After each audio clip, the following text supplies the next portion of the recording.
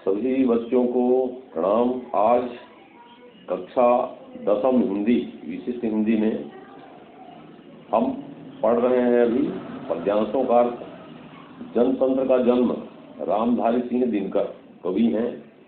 तो देखते हैं यहाँ पर हम लेकिन होता भूडोल बवंडर उठते हैं, जनता जब कोपा कुल हो भिकुटी चढ़ाती है। माने जब वे गुस्से में आ जाते हैं, व्याकुल हो जाते हैं, जब जनता अपने में आ जाती है। तो प्रसंग में क्या है, जनता का धैर्य का बांध जब टूटता है, धैर्य जब खो देता है जनता अपना, तो जब वे गुस्से में आ जाते हैं तो उसमें क्या परिवर्तन होता है, इसके बारे में वर्णन किया है प्रसंग में। तो व्याख्या है कि लेकिन होता भूडोल बवंडर उठते हैं, जनता जब कोपाकुल हो भ्रिकुटी चढ़ाती है। कवि कहते हैं कि जब जनता का सब्र धैर्य जब टूट जाता है, धैर्य जब खत्म होने लगता है और वे भ्रिकुटी चढ़ाना माने जब क्रोध में आ जाते हैं, अपने में आ जाते हैं, तो भूडोल अर्थात बवंडर उठते हैं। माने भयंकर आंधी आती है और सारा जो भूमंडल है वह भी हिल उठता है। तो कोपाकुल जनता जब जनता जब क्रोध से आकुल हो जाती है, व्याकुल हो जाती है, उनके भौहें चढ़ाती है। भौहें चढ़ाना माने गुस्से में आना, क्रोध में आना।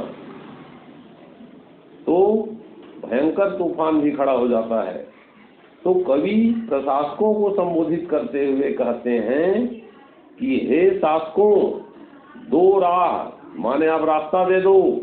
अर्थात इस जो जनतंत्र है इसको इस भारत में रहने वाले लोगों को सौंप दो। संबोधित करते हुए कहते हैं कि हे शासकों, तुम समय की परिवर्तन को पहचानो, समय के रथ का घर घर नाद सुनो। नाद माने आवाज सुनो। घनघोर जो आवाज आ रही है, जनता की जो आवाज आ रही है, जनता जो चाह रही है, जनता जो पुकार रही है, तो सिंहासन खाली करो। अब जनता क्या कह रही है बच्चों, सिंहासन खाली करो कि जनता आती है। बहुत शोषण हो गया, बहुत राज हो गया, बहुत अत्याचारी हो गया। अब तुम हमें हमारी बागडोर शासन सत्ता को अब हमें सौंप दो। तो जनता की आवाज सुनो, सिंहासन खाली करो, क्योंकि जनतंत्र की स्थापना होने वाली है और राजतंत्र समाप्त होने वाली है। हुंकारों से महलों की नींद उखड़ जाती। तो हुंकार माने होता है दहाड़। अब दहाड़ होती है जब जनता संगठित हो जाते हैं, देश के लोग जब संगठित हो जाते हैं, एक मत हो जाते हैं, समूह में एक विचार उनका मिलता है, एक मन मत होता है। तो यहाँ पर संगठित जनता की शक्ति का महत्व बताया गया है प्रसंग में। संगठित जनता की शक्ति का महत्व को कवि ने यहाँ पर बताया है। तो कवि कहते हैं कि हुंकारों से महलों की नींद उखड़ जाती, सांसों के बल से ताज हवा में उड़ता है। जनता जब अगर संगठित हो जाए, जब छिन्न भिन्न रहे, मत मतांतर रहे तो बात अलग है, लेकिन जब एक मत हो जाते हैं और जब जनता संगठित हो जाते हैं तो वे क्या देते हैं, अपने संगठन की जो शक्ति है उसका वे परिचय देती है। तो हुंकारों से महलों की नींद उखड़ जाती। महलों की नींद माने अगर वे एक संगठित हो जाते हैं तो उसके सामने बड़े बड़े राजमहल भी नहीं टिक पाते हैं। और सांसों के बल से, बल माने जो सांसों की तीव्रता है, मात्र से वे ताज हवा में उड़ता है। ताज माने जो राजा महाराजा हैं उनके जो राजमहल हैं वे भी डोलायमान होते हैं, वे भी हिलने लगते हैं, वे भी डगमगा जाते हैं। जनता की रोके राह, समय में ताब कहाँ। ताब माने होता है शक्ति।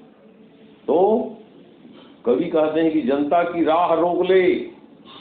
जनता की रोके राह माने जनता की राह को कोई रोक ले। तो समय में ताब कहा, तो ऐसा जब समय में भी इतनी शक्ति नहीं रहती कि जनता जो चाहती है वे जनता को मिल ही जाता है। इतनी कोई ताकत नहीं, समय में भी ताकत नहीं। कभी कहते हैं कि जनता की रास्ता को भी या उनकी चाह को, उनके विचारों को भी कोई रोक ले। वह जिधर चाहती काल उधर ही मुड़ता है। कभी यहाँ कहते हैं कि जब वह चाहे, संगठित जब हो जाते हैं जनता, पूरे देश के लोग जब एक साथ एकत्रित हो जाते हैं, तो वे जो चाहते हैं, जो करना चाहते हैं, दृढ़ निश्चय कर लेते हैं। तो जिधर चाहते हैं और जो चाहते हैं तो धारा परिवर्तित कर सकते हैं संगठित होकर के। तो और उसके अनुरूप सत्ता को भी परिवर्तन होना पड़ता है। काल उधर ही मुड़ता है। काल का तात्पर्य है सत्ता परिवर्तन से यहाँ पर। तो सत्ता परिवर्तन अगर जनता चाहती है कि किसी कोई राजा राजगद्दी में बैठे हैं कोई व्यक्ति, अगर उसको वे हटाना चाहते हैं तो अपने बल से, सामूहिक जो बल से, सामूहिक जो दृढ़ निश्चय से, दृढ़ता से वे उसको सीट से, गद्दी से उतार देते हैं, सत्ता से उनको दखल कर देते हैं, भगा देते हैं, परिवर्तन कर देते हैं।